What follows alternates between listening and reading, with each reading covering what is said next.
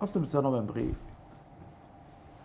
Latvijas valstī 107 gadi un 107 izcils personības, 107 izcili Latvijas cilvēki.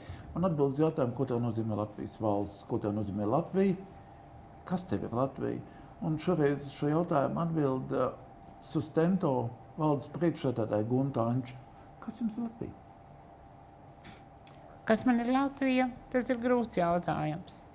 Bet man šķiet reizēm, ka Latvija man ir kā liels ceļš. Ceļš, kas reizēm ir ļoti gluds, labi asfaltēts, un tad mēs varam traukties pa šo ceļu lielā ātrumā un mēģināt noķert katru ideju un realizēt katru ideju, kas ir ienākusi prātā, lai šajā pasaulē, Latvijā un Eiropā lietas notiktu labāk un vērtīgāk. Bet reizēm man šķiet, ka tas ceļš ir ļoti bedrains, grumbuļains, un ka uz tā ceļa ir ļoti daudz akmeņu. Tā ir kā mūsu vecerīgā, kas ir tik skaisti, senatnīgi, bet tāpat laikā tik daudziem cilvēkiem traucējoši iet ātri. Un tad man ir sajūta, ka pa šo ceļu es virzos lēnām lēnītēm, un ka tā Latvija virzās tik lēnītēm, ka mēs nevaram mainīt lielas lietas, bet tikai pa drusciņai. Un tad vienmēr ir jautājums, kas man ir Latvija. Vai man Latvija nozīmē mainīt lielas un skaistas valstiskas lietas, vai Latvija nozīmē palīdzēt katram vienam cilvēkam, katram individam, kas arī ir ļoti, ļoti būtiski. Mums tagad ir modē runāt par iekļaujošu sabiedrību. Mums tagad modē ir runāt par to, cik dažādi mēs esam un cik labi ir būt dažādiem. Un tāpēc man ļoti gribas cerēt, ka Latvija būs gatava šai dažādībai, jo arī cilvēki ar invaliditāti ir dažādi, un ka Latvija kļūs par to iekļaujošo sabiedrību, kurā katram būs sava vieta. Būs vieta, lai strādātu, būs vieta, lai ir skolā, un vienkārši būs vieta, lai varētu iet uz koncertiem, izstādēm un būt gabaliņam no sabiedrības, kur katrs ir dažāds, bet visi vienlīdzīgi.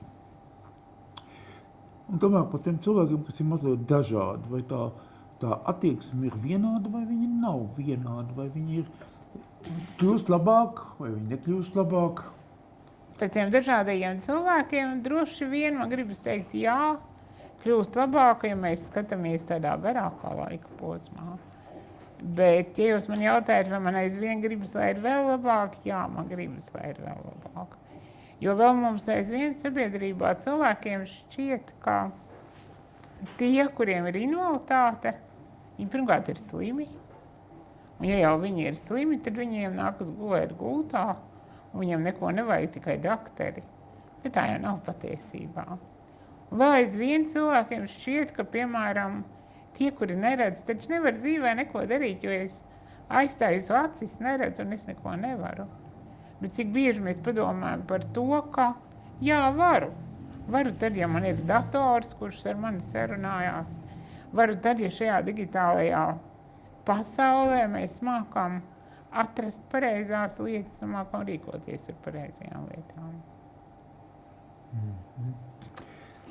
Man tas jautājums ir, kāds būtu tas vēlējums Latvijai gan kā zemē, kā tautai, kā valstī? Man gribētos, lai Latvijā katram cilvēkam būtu iespēja realizēt savas idejas. Un mēs nevis kādu vienkārši nograutu un teikt, tas tagad dumi un stulbi, un ko tu iedomājies. Bet lai mēs varam mazliet visi kopā, tā kā visi kopā nav svarīgi, kurš pacelties spārnos un izdarīt kaut ko tādu, lai mēs būtu labāki par citiem. Tik ļoti gribas būt cilvēkam, kurš dzīvo mājās, kurš jūtās kā mājās un ka tās mājas ir labas un brīnišķīgas.